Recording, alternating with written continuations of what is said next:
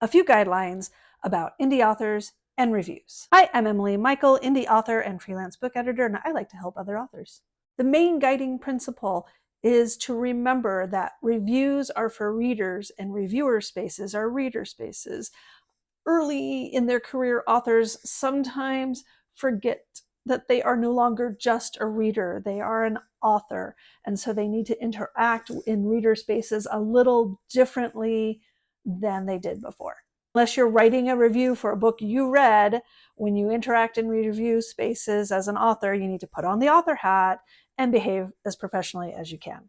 Rule number one, and this one is actually like a US rule, is you cannot require a review. But if someone doesn't leave a review, you may remove them from your ARC team in the future.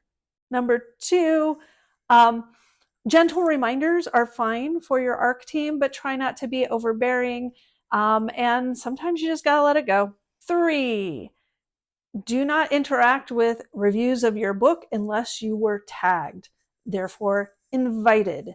Now, if a specific review seems particularly vitriolic or out of bounds, check with the platform where it was posted and see what your options are, but do it behind the scenes quietly. Try not to draw any more attention to that review.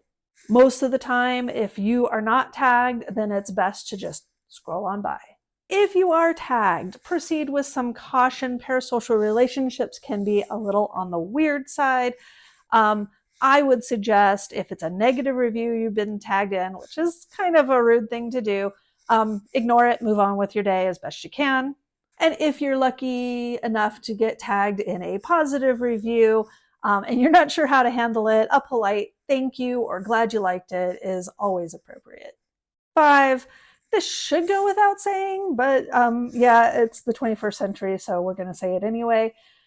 Do not send your fans after someone who left a negative review.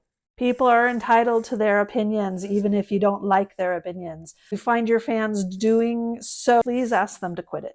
And last but not least, before letting out a username of someone who left a good review, before reposting, especially if they have a much smaller audience than you do, it's good to check and make sure it's okay to release a name with that review. Otherwise, just use, Amazon reviewer, Storygraph reviewer, whatever. Hope this helps.